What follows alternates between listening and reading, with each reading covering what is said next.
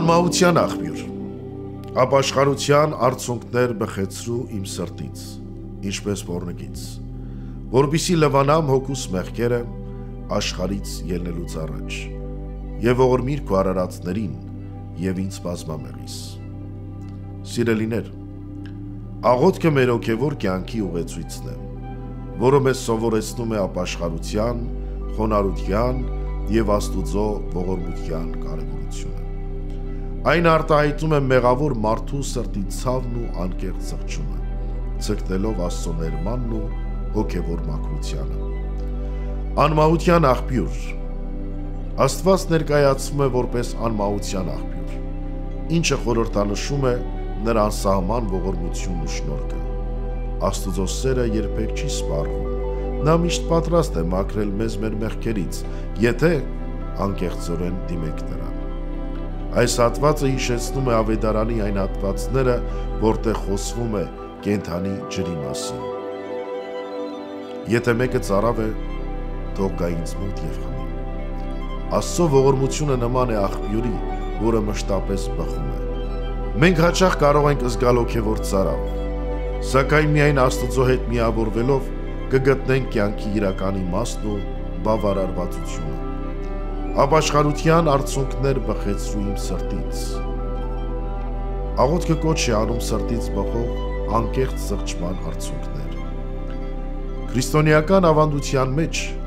ապաշխարության արցունքները համարվում են հոգևոր մաքրության նշան։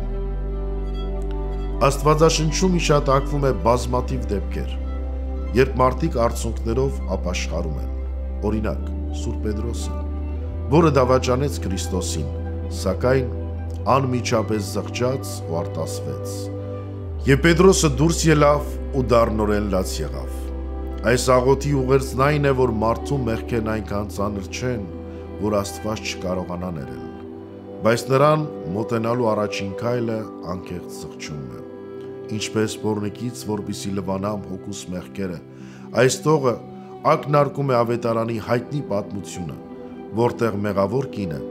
արցունքներով լվանում է Հիսուսի ոտքերը, մազերով սրբում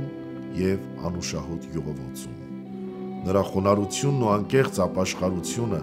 Հիսուսը ընդունեց ու ասաց. «Քո մեղքերը ներված են, քո հավատը քեզ փրկեց, գնա խաղաղությամբ»։ Այս պատմությունը հզոր ուղերձ ունի մարդու անցյալը չի կարող խանգարել Աստծո սիրուն,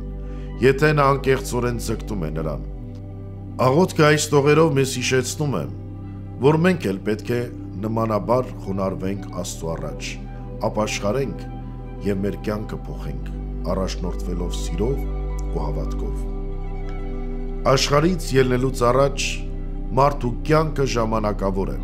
և մեզանից ոչ ոք չգիտի իր կյանքի վախճանի ժամը։ Այս բառերը մեզ հիշեցնում են, որ պետք է ապրել այնպես, որ ցանկացած պահին պատրաստ լինենք կանգնելու Աստծո առջև մաքուր սրտով։ Ավետարանը մեզ հիշեցնում է ու զգուշացնում լինել պատրաստ մեր հոգին Աստծուն հանձնելու համար։ Արթուն եղեք, որովհետև չգիտեք ոչ օրը, ոչ ժամը։ Հետևաբար, սիրելիներ, այս աղոթքը կոչ է մեզ, որ ամեն օր ինքնակնություն անենք, ապաշխարենք մեր սխալների համար և փորձենք ապրել Աստուծո պատվիրանների համաձայն։ Եվ ողորմիր քո արարածներին և ինձ բազմամեղիս։ Աղոթքը եզրափակվում է ողորմության խնդրանքով, ոչ միայն մեզ համար, այլև ամբողջ մարդկության։ Սա արտացոլում է քրիստոնեական սիրո և կարեկցանքի էությունը։ Մենք չենք աղոթում միայն մեր անձի փրկության համար, այլև մեր եղբայրների ու քույրերի, որովհետև բոլորս Աստուծո ստեղծած արարածներն ենք։ Տեր, ողորմիր։ Սա այն ամենահզոր աղոթներից մեկն է, որը հնչում է եկեղեցական բոլոր արարողությունների ժամանակ։ Այն արտահայտում է մեր խոնարհությունն ու Աստուծո ողորմության կարիքը, որպես մեղավոր մարդիկ, ովքեր միշտ պետք է ապավինեն նրա սիրուն։ Այս աղոթքը մեզ ուղղորդում է ապաշխարության, խոնարհության, Աստուծո ողորմության փափագին